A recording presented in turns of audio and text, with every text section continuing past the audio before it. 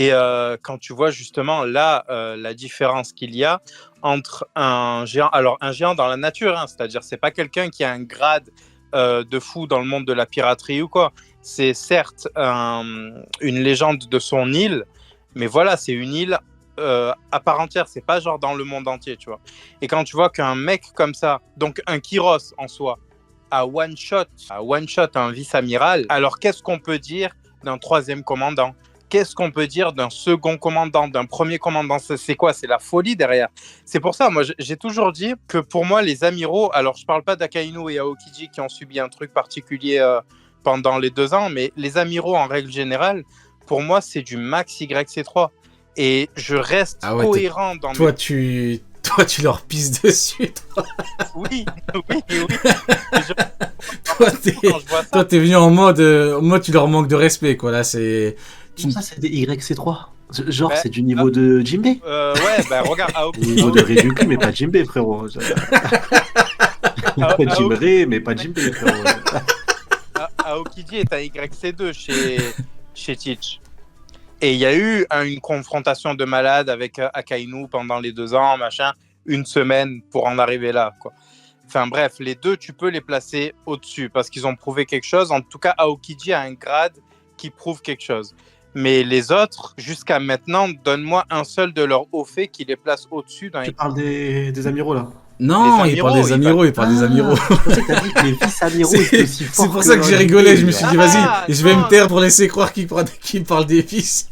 Mais non, ouais, si, Neil, j'ai une preuve que Fujitora, il s'approche du niveau de Kaido. J'ai bien aimé quand il a envoyé une météorite sur Trafalgar Law.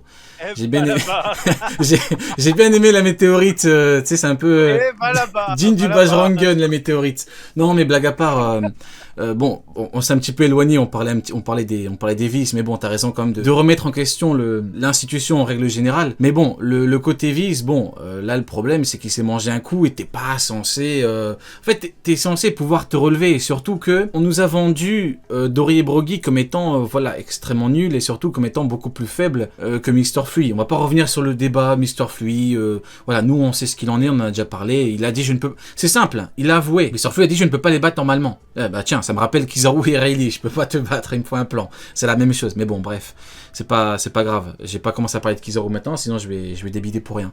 Mais voilà, concrètement, t'es censé pouvoir au moins te relever rapidement, quoi. C'est pas via le niveau que tu représentes, mais non, concrètement non, c'est un vice de seconde zone, et il est pas fou. Voilà, c'est pas fou, c'est un niveau qui n'est pas fou, et voilà, c'est concrètement... Brogy lui a mis un coup, et surtout, c'est un de vous deux qui... Je crois que c'est Sonic qui a dit il faut un plan devant sa tombe, limite. C'est manque total de respect. Hein. C'est concrètement... ça me rappelle un petit peu sur Impel Down. Impel Down, un moment, ils s'arrêtent et tout, ils veulent parler... un moment, ils font un plan, ils commencent à discuter et tout. Il y a quelqu'un qui dit « Il y a Magellan qui arrive !» Et là, il y a tout le monde qui commence à cavaler. Vous voyez, là, tu vois la différence. Tu sais qui est qui.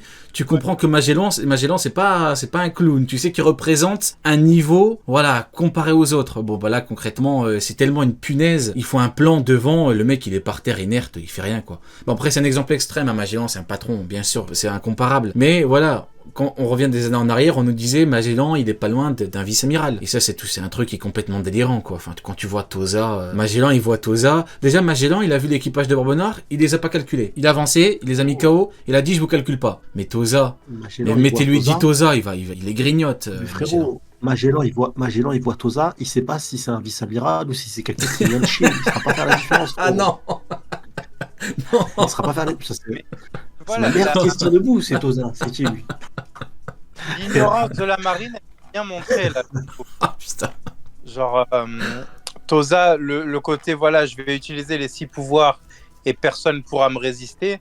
Je pense que ça prouve bien leur incompréhension du nouveau monde. Et ça montre en même temps que, tu sais, quand on dit, voilà, la marine n'a jamais été aussi forte qu'aujourd'hui sous Akainu et tout, ça montre justement que c'est parce qu'ils se sont implantés dans le nouveau monde et qu'ils ne le comprennent pas encore. Oui, il y a la puissance militaire. Akainu, on nous dit clairement que la marine est beaucoup plus agressive, et donc concrètement, en plus, t'as de meilleures armes. Vegapunk, il a continué à améliorer l'armée de la marine, enfin l'armée au niveau infrastructure, au niveau navire de guerre et tout. Donc concrètement, voilà, il y a toujours une ambiguïté par rapport aux amiraux. L'argument de base, mais moi j'ai beaucoup réfléchi, c'était de dire que Fujitora et Aramaki ne pouvaient pas être plus faibles que les anciens, vu que la marine est plus forte. Mais en fait, là on parle que de deux individus. Alors je suis le premier à dire que les individualités, c'est le plus important. Mais là, on parle d'une énorme instance, et c'est pas parce que t'es un peu plus faible que les anciens que la marine peut pas être plus forte avec beaucoup plus d'infrastructures et tout. Donc non, concrètement, quand tu vois Aramaki qui galère contre un Morlaix, que tu vois Fujitora qui, on va pas redire les choses, mais bon, truc de gravité que Zoro a, on l'a vu, hein, Zoro de l'époque, hein, c'est Zoro de l'époque, il a mis un coup, il a dégagé de sa gravité. Bon, les météorites, ça fait pas grand chose, il envoie des gravats, quoi. Donc concrètement, oui, Fujitora actuellement, il représente et pourtant c'est mon préféré, hein. Mais donc on voit bien que je fais une distinction. Mais c'est pas parce que les autres je les aime moins que je veux dire qu'ils sont plus faibles. Mais concrètement, oui, Fujitora c'est le bas du panier des amiraux. Mais je dis pas non plus qu'il y a une grande différence. Mais voilà, c'est le bas du panier a priori. Hein. Il a pas montré. Pareil pour l'autre, hein, l'amiral vert. Mais de toute façon, d'un autre côté, ça paraît limite logique parce que c'est deux mecs que t'as trouvés dans la nature. Les autres ont été formés pendant des années. Ils ont même eu des sensei plutôt efficaces. Hein. L'autre, c'était Garp. L'autre, a priori, c'était Zephyr, je crois. Zephyr les entraînait tous les trois, je crois, un truc comme ça, non? Ça, bah voilà, concrètement, ils sont dans la marine depuis longtemps, ils ont des bons fruits. Honnêtement, ce serait pas un petit peu humiliant pour eux si tu trouves un aveugle dans une campagne et Aramaki, je sais pas dans quel bled, ils arrivent, ils sont plus forts qu'eux? Bah non, je pense qu'ils sont quand même un peu plus faibles et c'est ce que le manga nous montre, hein, concrètement. Voilà, maintenant, on va quand même en parler après, mais bon, Kizaru, c'est un petit peu compliqué. Le sujet suivant. Ah, nous avons encore des problèmes. Là, c'est le chapitre des problèmes.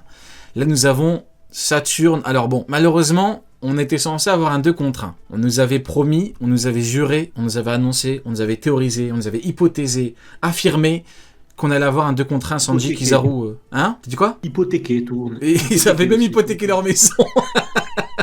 Ils ont hypothéqué leurs pompes et leurs chaussettes, ils ont tout hypothéqué. Mais du coup, non, concrètement, nous, ce qu'on avait dit, dans la cross guide la semaine dernière, j'ai dit que, est-ce que c'est vraiment un sujet? Bon, effectivement, c'est pas vraiment un sujet, il n'y a pas eu de 2 contre 1. Il n'y a pas eu de 2 contre 1 Sanji et Luffy contre Kizaru. Kizaru, là, il se planquait, en fait. Il se planquait derrière Papa Saturne, hein. Et Saturne a dévoilé une nouvelle forme. Et pour le coup, Saturne, là, il fait peur. Hein. Là, à côté de Kizaru, il fait peur. Hein. Il tape, il y a Sanji qui dit esquive Luffy.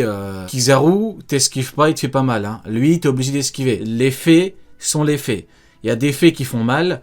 C'est comme ça, il faut prendre les faits tels quels. Il y en a un, t'esquives pas, il te fait pas mal. Il y en a un que t'es obligé d'esquiver parce que c'est chaud. Donc, je pense que c'est clair. Hein. Il est beaucoup plus impressionnant que lui. C'est quoi ton avis là-dessus, Sonia, un petit peu par rapport à Kizaru qui se planque derrière Papa Saturne? Et surtout, Saturne, qui est costaud quand même, hein. Il est debout, hein. Il est debout, et avec sa nouvelle forme, en plus, la terrifiante, frérot, il fait flipper. Je te jure, il fait flipper. Les yeux, on dirait pas les yeux d'une chèvre. On dirait des trucs, tu sais, les chèvres qui se tiennent debout, là. Il y a des trucs comme ça, des boucs qui font penser à des trucs. Il a les mêmes yeux, frérot. Non, normalement, il est sur les yeux de chèvre. T'as dit quoi? Il y a un trait, une espèce de Tu connais bien les yeux de chèvre, frérot. Non, la chèvre, elle a les yeux de Mihawk, ouais.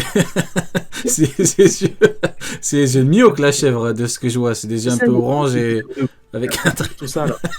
C'est Mihawk, ça, c'est pas Saturne. D'accord, c'est un trait. Mihawk, c'est une chèvre. Mais vas-y, on va laisser continuer. Ouais. Mais ses yeux me font flipper. Il me fait vraiment peur, en fait, Saturne. Il me fait penser un peu au... On dirait qu'il a perdu le contrôle, on dirait que c'est plus lui. Ça, il a laissé son éveil total du Shitan, là, c'est un full démon, donc il est flippant. Et après, Kizaru, il se cache derrière son maître, c'est normal. Un chien, quand il est bien dressé, il se cache derrière son maître, donc il n'y a pas de surprise. Hein. Kizaru joue très bien son rôle de chien depuis le début. Il y a son maître qui est en colère, donc comme de par hasard, il se cache derrière, il est effrayé, c'est normal. Je suis pas étonné, ni surpris, ni choqué. Ok, et la forme? Il a attendu l'ouverture, donc... Et la forme, elle est terrifiante. Franchement, je comprends Sabo. Pourquoi est-ce qu'il a dit qu'il était en enfer? Parce qu'il a vu ça, plus les autres. Non, c'est trop. J'aurais pas tenu. Mais ce que je kiffe avec Saturne, dans le design, là, c'est qu'il est pas ridicule. Et j'ai l'impression que les membres du Gorosei, ils sont pas ridicules. Parce que des fois, dans certains personnages de One Piece, Oda, il aime montrer une touche un peu de ridicule, tu vois, dans leur design et tout. Et là, ça sera pas le cas. Les membres du Gorosei, ils seront respectés, ils seront vraiment effrayants de ouf. Et là, je me dis, par contre, le seul truc, c'est qu'ils nous montrent absolument tout sur Saturne. Mais vraiment tout sur Saturne, là. On a vu ces deux formes. Est-ce que ça voudrait dire que Saturne, finalement, bah, peut-être que l'aventure s'arrêtera sur cette île pour lui? Pourquoi pas?